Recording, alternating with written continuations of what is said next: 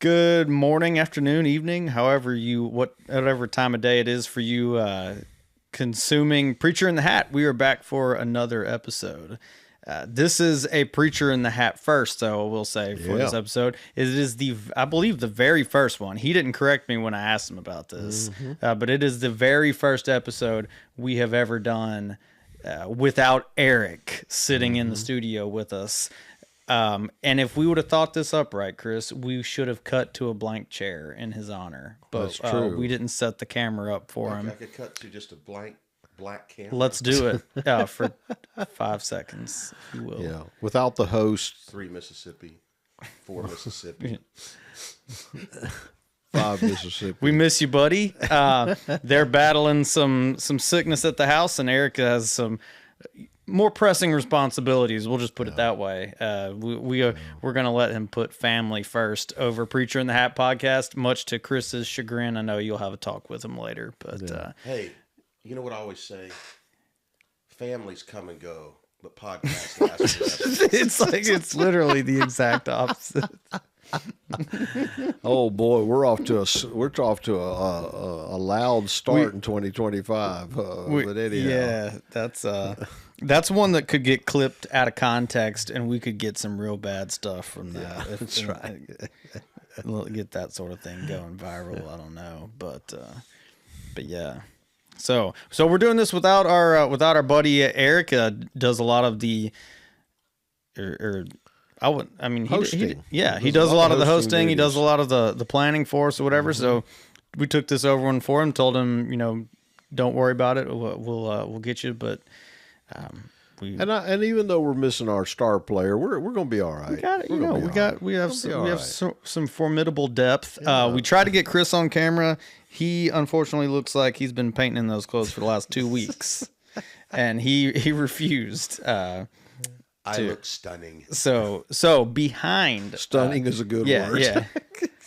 So for the introductions, it is just me, Derek, across from my dad, Steve, and behind the camera is Chris Sumter. Yes, but he is on the hot mic. Yes, he is. So we're glad to have him with us too. But I wanted to talk a little bit. We don't do a lot of current events, I know, on the podcast. We are a little bit more, I guess. Well, we call ourselves kind of a storytelling podcast. Macro. We're more of a macro view of it. But I wanted to talk about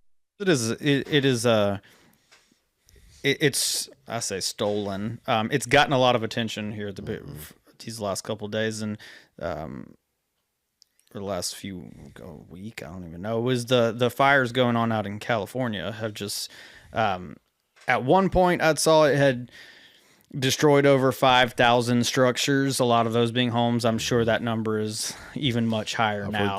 10,000 now. 10,000 plus.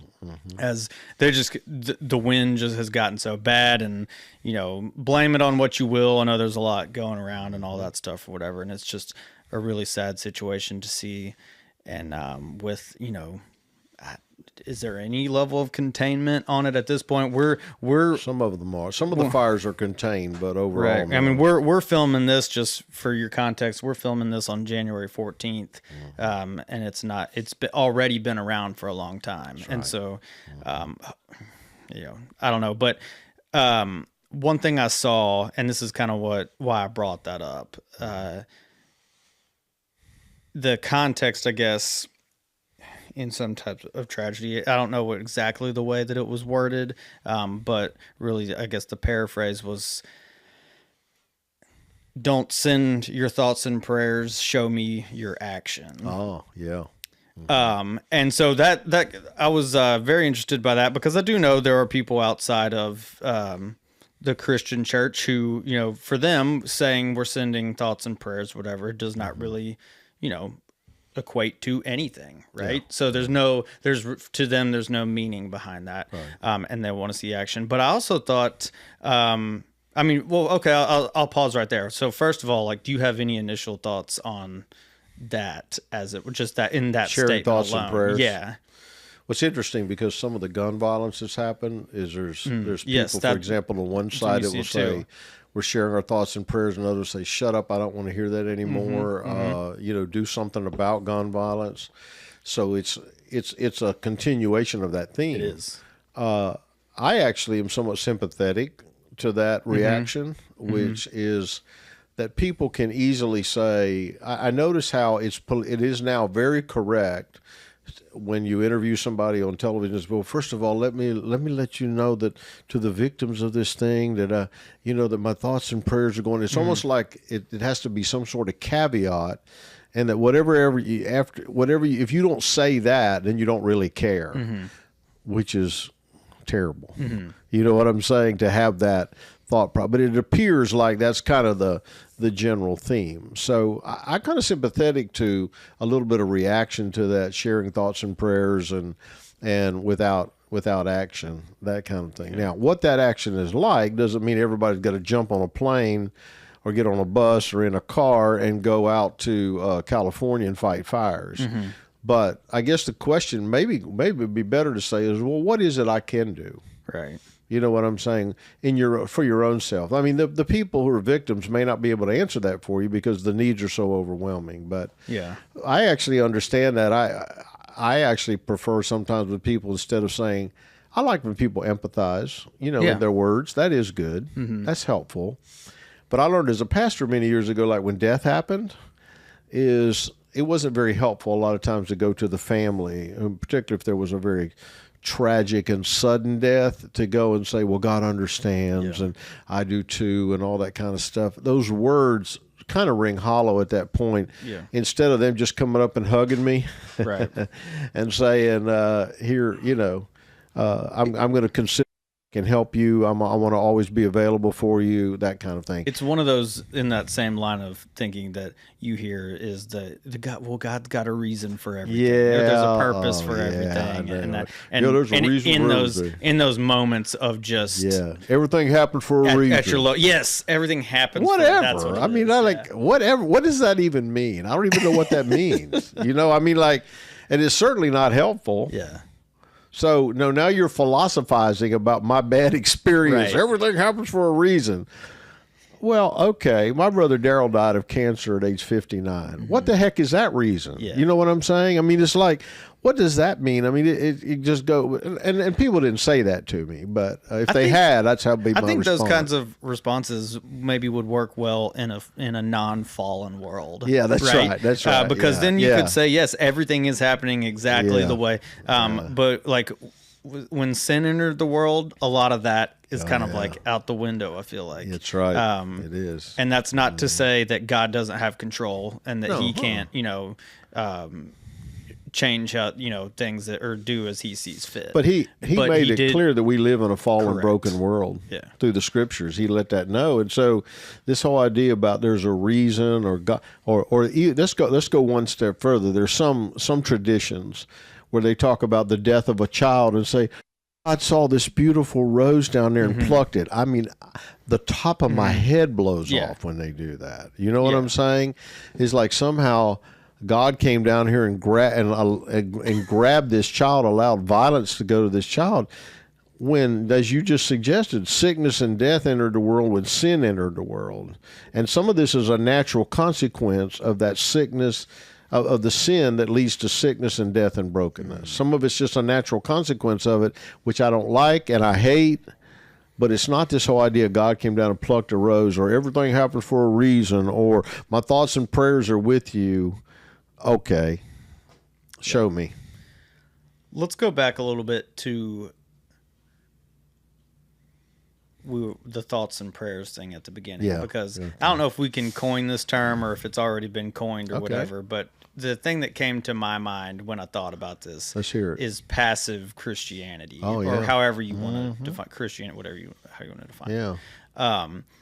Where I think that maybe is more or less a symptom of that, where we kind of get into this mode of just saying, oh well, I'll be in prayer about that, or something like that, where we do have specific instructions in the Bible about helping people, and it doesn't, a lot of the time, a lot of the stuff that they're instructing people to do doesn't always doesn't lead with now very first before you do anything, pray for your neighbor. You know what I'm saying? Like when somebody comes and says, like if you're walking up to the street and you see a guy in a t-shirt and it's 15 degrees, and you know he needs a jacket.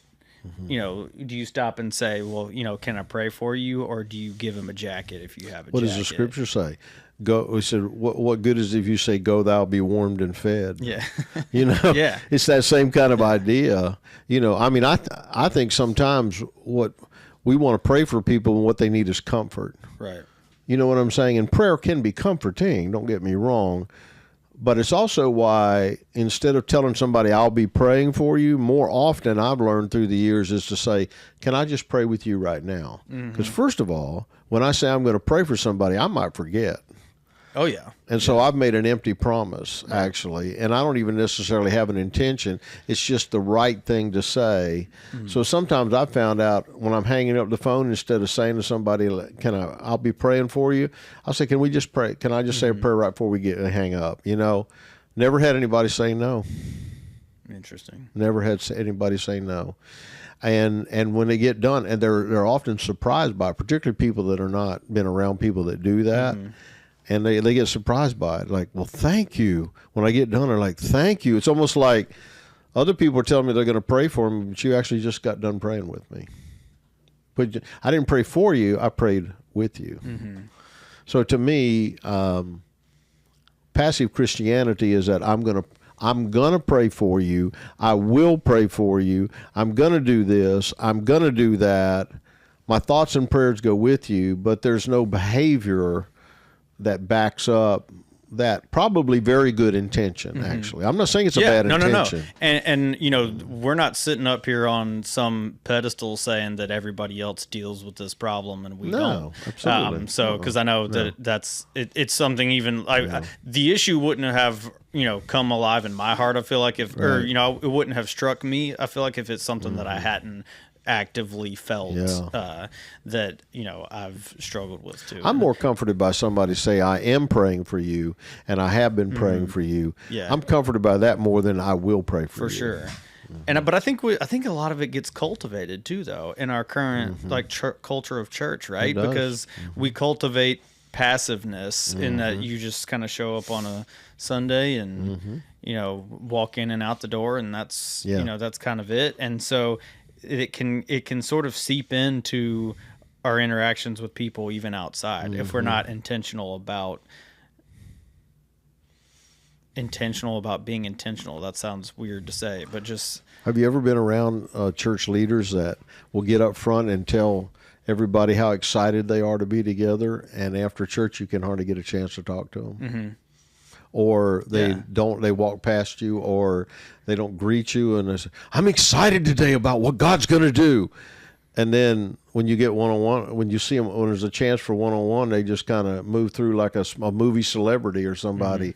And so I'm not very impressed with preachers that get up and they'll say, we're so excited to have you. I know whether you're excited or not as to whether you were out there before the church service started greeting at least 5-10 people. You know what I'm saying? And acting and demonstrating a joy to see them. If you're not, don't get up there and tell me, I'm excited to see you. No, you're not. You're excited to be up front and do what you're doing, you know? Chris, scale of 1 to 10, how often are you that excited? Not even church, just excited. Just excited. Like Creed concert excited? Yeah. Not a 4. Well, you didn't even act like that at the Creed concert that much. No, actually, when you said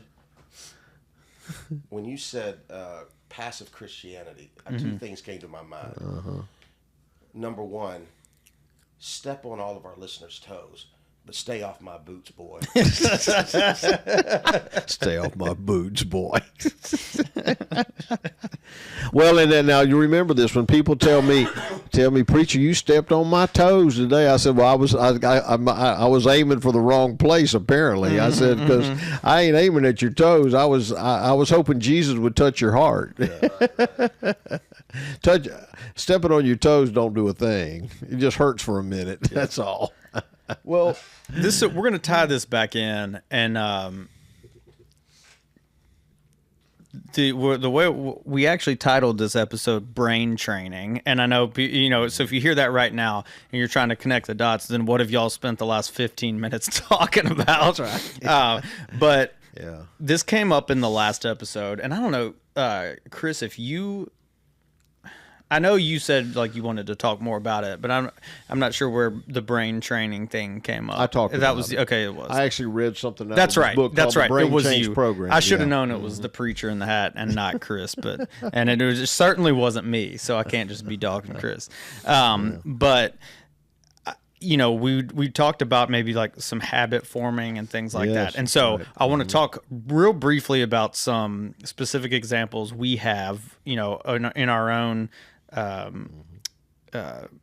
lives of brain training that we've done for ourselves, and then tie that back at the end to what we led off here at the beginning with. So do you, Dad, do you want to kick us off with something that you...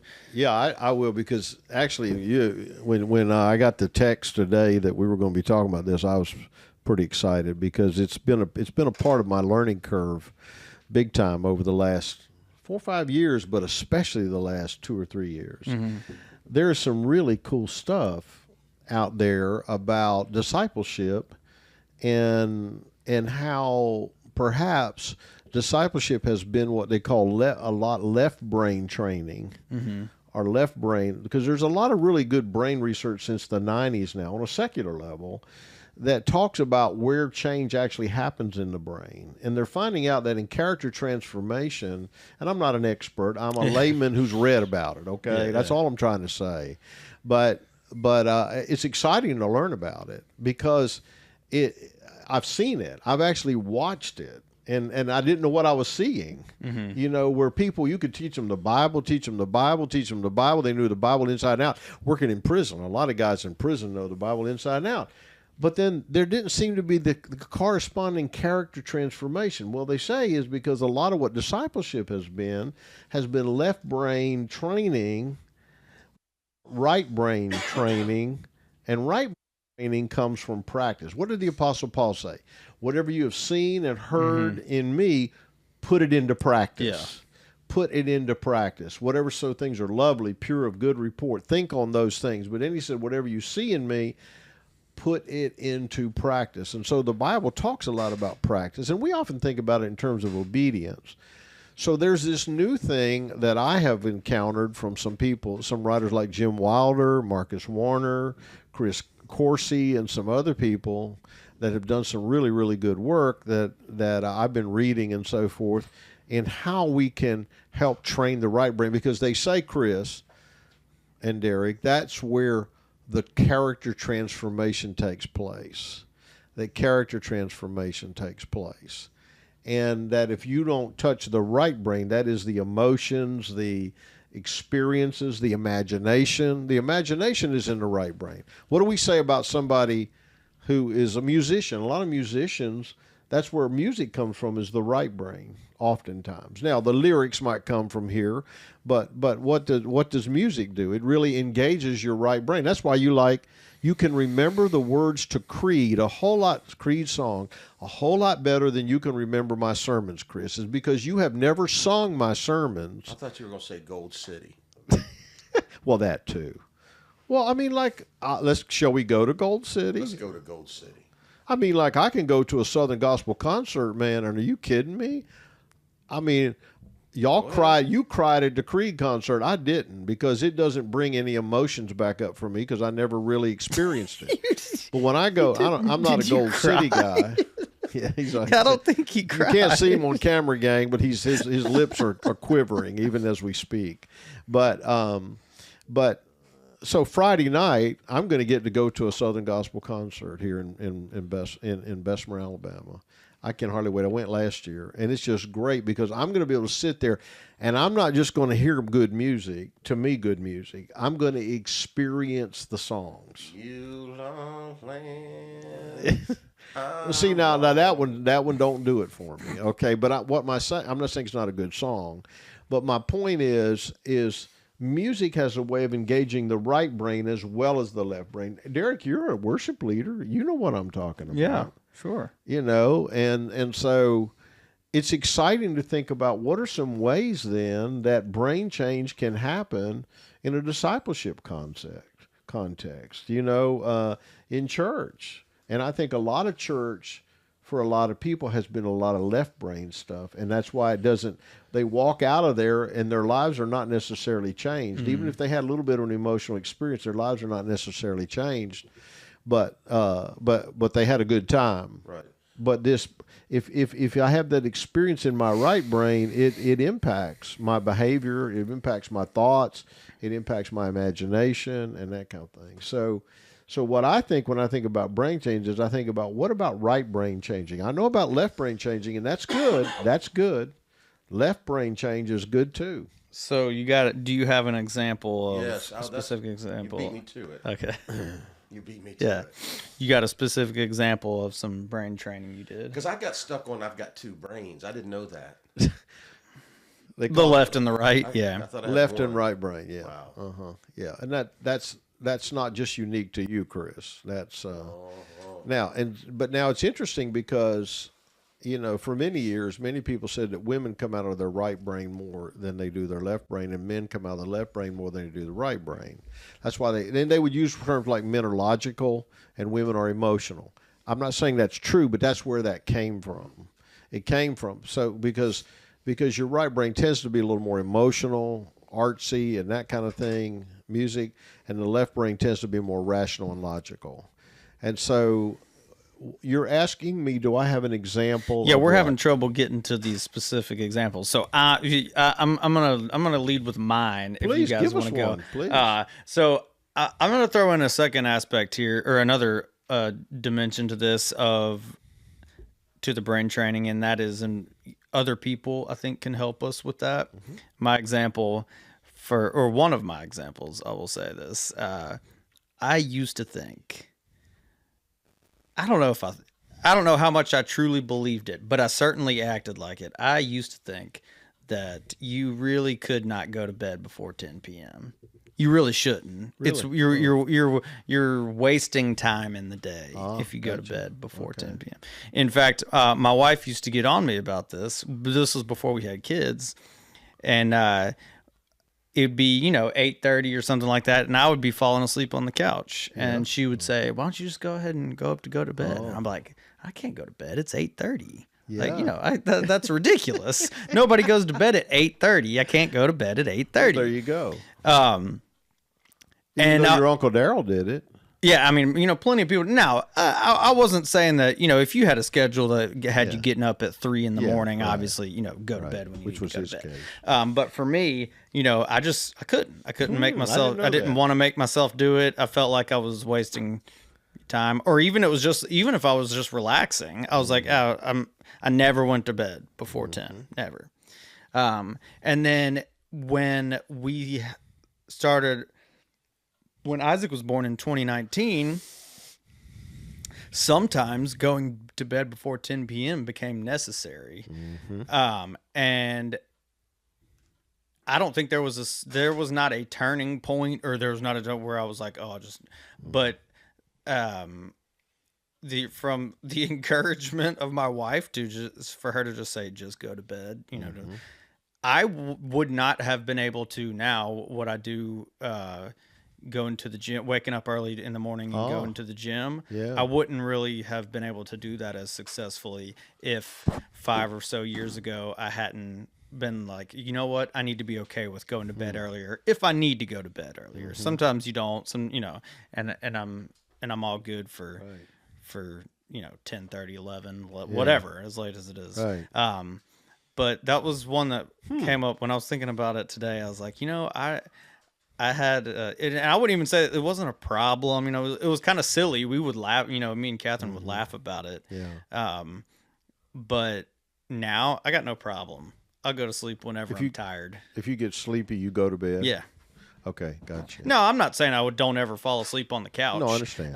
But if I fall asleep on the couch, I'll wake up and it's 9:45. I'm like, all right, I'm going to bed. I'll see you. Yeah. And so that's been good. When you have kids waking you up at all hours of the night, you need to get it while you can. Well, people say, Derek, consistent with your experience, is that actually you can begin to imagine the change in your brain. In fact, there's some research, I'm just reading it in this book today, is that there's some research that says when you imagine something, imagine a change or imagine something in your brain, it actually begins, it has almost the same impact if you actually done it. Now, it doesn't stick to it. It doesn't become a habit until you start doing it. But they say that what happens in your brain when you imagine something is very close to what happens when you actually do it. And so here's what they say. Practice doesn't make perfect. Practice makes automatic. Yeah. So that when you begin to practice what you're imagining, so Catherine was throwing out to you what? Imagine going to bed when you're tired and sleepy. And waking up and waking up and feeling good about it. And sometimes I feel like you need people to point out how ridiculous your that's thought exactly process right. is. That's exactly right. And so, I'll be here all week. Yeah, exactly. That's right. I can't imagine myself, people will say, I can't imagine not doing that. Or I can't imagine quit smoking. I can't imagine, that I'm not going to be tired. I can't imagine that I'm not going to do this. And so when you begin to have trouble with imagining, and I think that's why the Philippians 4 passage comes in. Let's go discipleship here for a minute. When it says, whatsoever things are lovely, of pure, of good report. Shall I read it for you, Chris? I know. Have you read it lately, Only Chris? it's in the King James. Well, yeah, I understand that. Right now, I don't have the King I James. don't want no Living Testament. So it goes like this. It goes like this in Philippians 4:8. Finally, brothers, whatever is true. Say it. Say true out loud, True. Chris. All Turn right. to your neighbor and say true. What is it? It's just saying church service. Yeah, he's liking this. Whatever is noble, whatever is right, whatever is pure, whatever is lovely, whatever is admirable, if anything is excellent or praiseworthy, think about such things. Whatever you have learned or received or heard from me or seen in me, put it into practice. Now, listen to the last part of this verse. And the God of peace will be with you. It's almost like, and then the God of peace will be with you. That's the impression that you get from reading this passage. And then the God of peace will be with you. So some people, they want to imagine peace, do the things or think the things, imagine the things that lead to peace. And then they can't figure out why they're full of anxiety. They can't figure out why everything sideswipes them. Is because they're not thinking. Now, what we say is, well, I'm just not foolish like them optimists. I'm just not an optimist. I'm a pessimist. That's just what I am. I'm a pessimist. I don't care if you're a pessimist or not by nature. It still says if you're going to experience the God of peace, you have to think on these things, put them into practice, and then the God of peace will be with you. So that's the change process. Yeah. Is you replace the thought. You don't just resist the thought. A lot of people want to change by putting off and saying no, but you never really change until you say yes and you replace the negative with the good. For example, alcoholics. So they say, okay, you don't even know how much drinking has occupied your life. So when you quit and you say, I'm not going to do it anymore, it's like, what the heck do I do now? Yeah. You know what I'm saying? What do I do now? What do I do now? What am I going to do now? How am I going to do it? What am I going to do after Can't this? drink that much coffee. Yeah, no, that's right. Heart's going to be racing. So you can't just say no. Yeah. Nancy Reagan tried to get us to do that with drugs years ago, and it didn't work. You can't just say no to drugs. You have to say yes to something else. Right. And so that's the teaching of Scripture. That's not just the teaching of somebody else. This is a beautiful segue for bringing those two things together, changing your behavior and also the passive Christianity yes, that you were spilling on my boots. We watched a movie the other night, and I think you had seen it earlier. I had. That was such a beautiful example of people not whining and just getting down in the dirt. It was about adoption. Adoption, yeah. In where was the name of the town? Possum Trot. Yeah. And man, that was in the Possum Trot, Arkansas, Texas. I'm sorry. Yeah, that's right. And it was basically just about a woman who mother had passed, and she had a vision of adopting a child, and it just kind of took off. She was a pastor's wife, It was African American community, and this whole community, based on a true story, It is. and the whole community, his whole church, they just kept adopting and adopting and adopting, And other churches, other people from other churches joined them too, by the way. and until they basically the lady ran out of kids. She ran out of kids And, in the foster it's a system. fascinating story. But it's about a community who just says, I'm not going to just gripe and whine and complain, but we're going to be a part of the solution. But they told the reality. Like you said this, Chris, in a text to me, you said what you liked about the movie is they talked about the hard parts along the way. You know what I'm saying? The struggles the children have, the challenges they had, you know, the challenges the parents had, the adoptive parents, and that kind of thing, and how it was real. I mean, there was some real intense scenes in that movie between parents and children, adoptive kids. And isn't that cool that he invites us on a journey with him, but he doesn't keep us from getting blood on us, you know? That's right. That's right. And that was part of the story. I thought that was the best told. But they were thinking on things that were lovely. They had the idea that these children were going to experience family in ways they never had experienced it before. They had the vision that they were going to do this, they were going to do that. So they had a vision. You know, I'll be honest with you. One of the things I thought about recently about this is I still envision guys when I'm working with them in prison. I envision them being out on the streets, being like some people that I know that are making it and whose lives are, relatively speaking, are lovely in ways that they never were before. I mean, I envision that when I'm in prison sometimes. I don't just envision them living the rest of their life in prison, although some of them do and have. There's some people that I worked with 45 years ago that are still in prison, and I see them from time to time. They're a lot older, as am I. But so some of them don't come out of prison, but I still envision them being out and living a healthy life. So what I'm trying to teach them here is not just for how to live in prison, but what will it take for you to live out here and live a life where there's reconciliation with our buddy Lee and his family, for example, and you know, and Dean, who was reconciled with his daughter.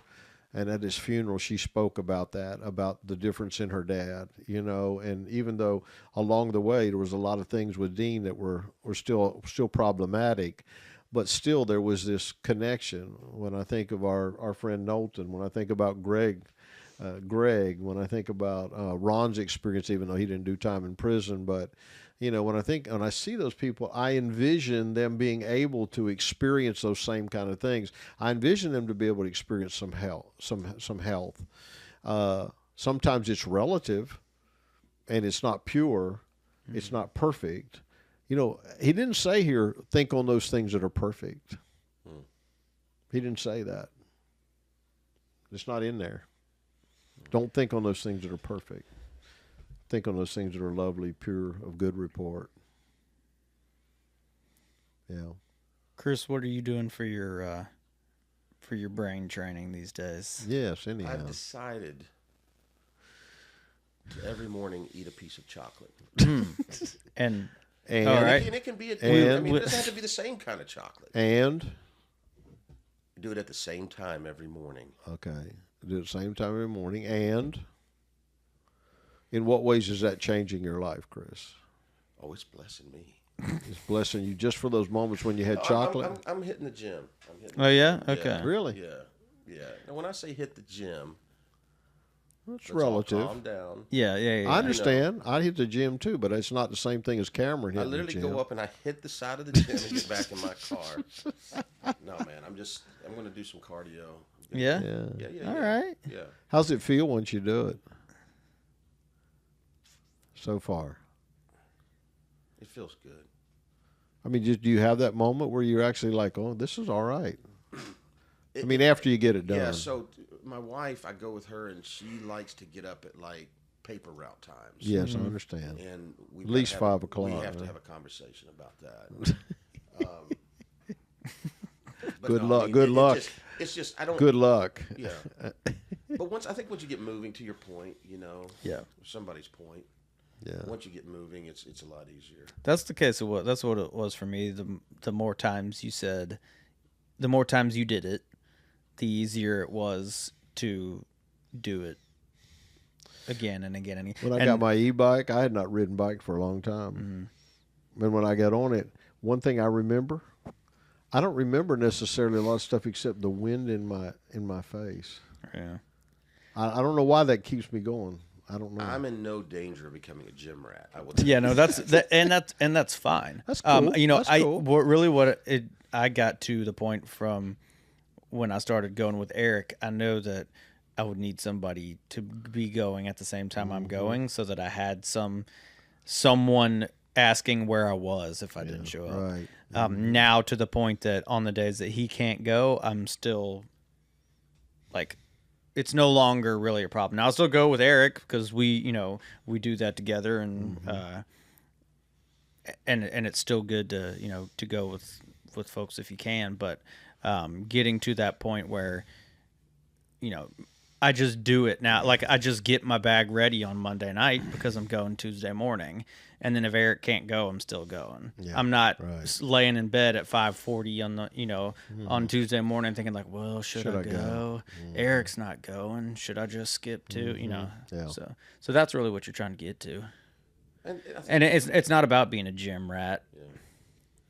I think I just said too many times to my bride, I sure would like to lose this gut. And I just kind of see the expression on her face. And I was like, oh, I must have said that a lot. A face can say 1,000. Yeah. Oh, yeah. Oh, no, that's right. So, yeah, it's going to happen. Good deal. Well, you can imagine it. You were imagining losing the gut? Imagine I have a six-pack.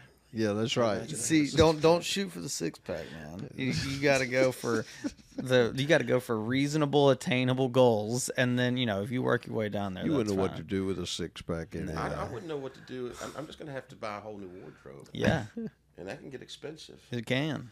Yeah. Being healthy ain't cheap. Yeah. There's a lot more here that we can unpack, and maybe we ought to unpack it next week again. I don't know. Yeah, we're going to keep going, but I do want to tie back to what we talked about at the beginning with this passive Christianity in the church and Dad, I think maybe we're going to look to you for this to answer this question. If you can kind of round us off here and close us out. Is there anything that comes to your mind when the church is in a habit of passiveness? Yeah. What can the church do? And you can pick any level, whether it's at a singular church level or just broadly, to retrain its brain, if you will, to use the same terminology, to become more active and less passive, less. Still the same amount of thoughts and prayers, but not just thoughts and prayers. Well, Derek, you will remember Chris was not around, but at Grace and Truth some years ago when you were still living at home, we started a Wednesday night series for about 2 to 3 years on soul training. We called it soul training. And the one thing we did, if you'll remember, when we would have up to 60 people on a Wednesday night sometimes, that included children. And remember the first thing we did almost every night? We would do some worship maybe for a minute, but before we went to our groups and started doing this and started talking about soul training exercises, say exercises out loud, Chris, So anyhow. Exercises, yeah, he punched himself off. But exercises. And you know what we did? We actually, Chris, in the church, did jumping jacks in the church together every Wednesday night. Derek, you remember it? I didn't get to go to very many of these because That's right, I was in college. You were in college, that's right. I forgot. But right. The legend does live on, and I heard many a story. I'm serious. Chris, we did jumping jacks, and each week we would increase the number of jumping jacks. And everybody, adults to children, had to do jumping jacks. And I want to tell you what, I've never seen what I've seen in the church to get rid of passive Christianity is you have to do something with your body. You have to do something with your body if change is going to take place. It cannot be, passive Christianity is, well, I'll just think about it and pray about it and do that kind of stuff. real change will not happen until there is some sort of, you got to do something with your body. I want to get on my I want to get on my soapbox Please here do. as a worship leader because Yes, please. because people a tell good you example. people tell you not to, well, everyone worships in their own Yeah, way, that's right. and some just sit there silently or whatever. It was like Mm-hmm. it is. I highly encourage you to worship with your whole self, Mm-hmm. not just how you're thinking, not just in reflection, but it is okay to lift your hands. It is okay to move around. It is okay, in fact, and more than just Clap. okay. It is more than just okay. It's necessary. In fact, it's necessary. So I'm just going to get on my soapbox about that because one of the things I always hear is people say, well, everybody worships differently, and that's fine. And there's moments for reflection. There's moments for, But you got to move. But you got to get, People you got to don't lift them hands. People Let's don't just understand why start you- there and see how you feel. People don't understand why worship leaders have people stand up Yeah. nowadays. Years ago, when I grew up in church, we would sit and sing hymns. Yeah. I'm telling you, when you sit and do something and that's all you do is sit, it becomes passive. I don't care what you say about it. Yeah. You can sing a little bit, but it's still passive. But when your body gets into it in some way, shape, or form, or even if it's like this, you know what I'm saying, or something like that, your body trains your brain. Say that out loud. Your body trains your brain. I mean, it really does. Your body trains. And so, do you know why I use that when I ask people, and how many preachers do? I used to think it was just a TV preacher thing, and I didn't like it at first. Right. But the reason I say that is because you have to hear yourself. You have to hear your vocal cord, your own vocal cord saying it sometimes for it to stick. When you say something, you're more likely to remember it. Yep. When you write it down, when you're doing something with your body. So first of all, what I would say, what I learned from that experience and what I've seen, so I'll close with this. I noticed in prison there were the dorm I oversee, and we need to talk about that sometime. Maybe we can talk about that some. And I've been tasked with doing the curriculum, and what I realized is we didn't have enough practice. And so now what I've established is there must be 3 hours for each participant in the dorm of the 40 something guys that are going through it the first year students. They have to have 3 hours of coaching labs every week. 3 hours of coaching labs where they actually have to practice and exercise what they're learning. So freedom in Christ, that's one thing I like about the steps to freedom in Christ. You read the prayers out loud. You read the stuff together. That's why reading scripture together in liturgical churches.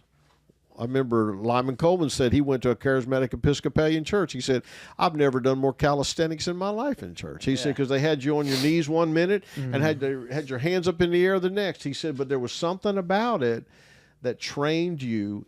Your body can help train your brain just like your brain can help train your body. And that's how change begins to take place, is when we are experiencing training, and it requires exercise.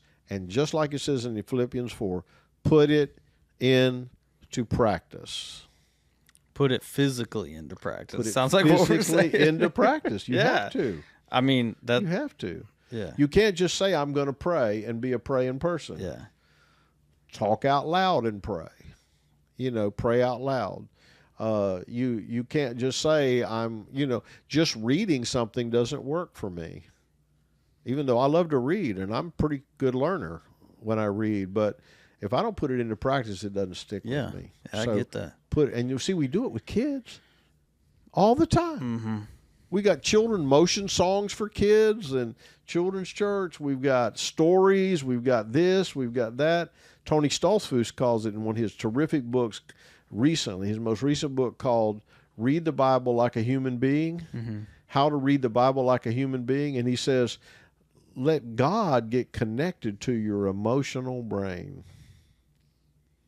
Connecting your emotional brain with God. That's good stuff. Thank you for that. And I feel like that's a practical, and we talked about setting realistic goals. It's a realistic, actionable thing to really speak and move and and actually physically do these things. Mr. Worship Leader. Yeah. Mr. Worship Leader, may I have a word of encouragement for you right now? Make us do stuff. Yeah. Make us do stuff. Make us do stuff. Yeah, make us do stuff. Stop being shy about it. Make us do stuff. And not hey. Yeah. Make Chris Sumter raise his hands. You know I will say this. I mean, you can't have me losing weight and raising my hand. We can't be doing both things at the same time. Oh man. Well, all right. That's gonna be it for Preacher in the Hat. Maybe we'll be lifting our hands in church up real soon here, but we missed Eric. We'll see him hopefully back with us next time. Thank you all for joining us. We'll see you next time. Thank you, Darren.